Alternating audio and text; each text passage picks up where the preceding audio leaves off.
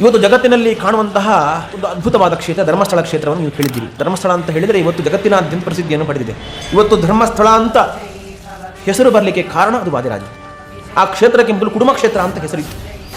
ಆ ವಾದಿರಾಜರು ಸಂಚಾರ ಕ್ರಮದಲ್ಲಿ ಅಲ್ಲಿಗೆ ಬಂದಾಗ ಅಲ್ಲಿನ ಇದ್ದಂತಹ ಒಬ್ಬ ಜೈನ ರಾಜ ವಾದಿರಾಜರಲ್ಲಿ ಪ್ರಾರ್ಥನೆ ಮಾಡ್ತಾನೆ, ಸ್ವಾಮಿ ನಮ್ಮಲ್ಲಿ ಬರಬೇಕು, ನಮ್ಮ ಆತಿಥ್ಯವನ್ನು ಸ್ವೀಕಾರ ಮಾಡಬೇಕು ಅಂತ ಪ್ರಾರ್ಥನೆ ಮಾಡಿದಾಗ ವಾದಿರಾಜರು ಹೇಳ್ತಾರೆ, ನಿಮ್ಮ ಕ್ಷೇತ್ರ ಇದು ಭೂತಾಲಯವಾಗಿ ಉಂಟು, ಹಾಗಾಗಿ ನಿಮ್ಮ ಕ್ಷೇತ್ರದಲ್ಲಿ ನಾವು ಬಂದು ಆತಿಥ್ಯವನ್ನು ಸ್ವೀಕರಿಸುವುದಿಲ್ಲ ಅಂತ ತಿರಸ್ಕಾರ ಮಾಡಿದಾಗ ಜೈನರಾಜ ಹೇಳ್ತಾನೆ, ನಿಮಗೆ ಏನು ಬೇಕೋ ಆ ವ್ಯವಸ್ಥೆ ಮಾಡಿಕೊಳ್ಳಿ, ನಮ್ಮ ಆತಿಥ್ಯವನ್ನು ಸ್ವೀಕರಿಸಲೇಬೇಕು, ನಮ್ಮಲ್ಲಿ ಭಿಕ್ಷೆಯನ್ನು ನೀವು ಸ್ವೀಕರಿಸಲೇಬೇಕು ಅಂತ ಪ್ರಾರ್ಥನೆ ಮಾಡಿದಾಗ ಭೂತರಾಜರ ಮೂಲಕ ಕದರಿ ಕ್ಷೇತ್ರದಲ್ಲಿ ಇದ್ದಂತಹ ರುದ್ರದೇವರ ಒಂದು ಅಂಶವನ್ನು ಅಲ್ಲಿಗೆ ತರಿಸಿ ಕುಡುಮ ಕ್ಷೇತ್ರದಲ್ಲಿ ರುದ್ರದೇವರನ್ನು ಮಂಜುನಾಥನನ್ನು ಪ್ರತಿಷ್ಠಾಪನೆ ಮಾಡಿ ಆ ಮಂಜುನಾಥನ ಲಿಂಗದ ಮೇಲೆ ಆ ನರಸಿಂಹ ಸಾಲಿಗ್ರಾಮವನ್ನು ಇರಿಸಿ ಆ ಕ್ಷೇತ್ರವನ್ನು ಧರ್ಮಸ್ಥಳ ಅಂತೇಳಿ ನಾಮಕರಣವನ್ನು ಮಾಡಿದರು. ಇವತ್ತಿಗೂ ಕೂಡ ಆ ಕ್ಷೇತ್ರ ಅಷ್ಟು ಬೆಳಗ್ತಾ ಉಂಟು ಅಂತಂದರೆ ಅದು ವಾದಿರಾಜರು ಅಂದು ಆ ನರಸಿಂಹ ಸಾಲಿಗ್ರಾಮವನ್ನು ಇಟ್ಟು ಜಗತ್ತಿಗೆ ಮಾಡಿದಂಥ ಅನುಗ್ರಹ ಅಂತ ಭಾವಿಸಬೇಕು.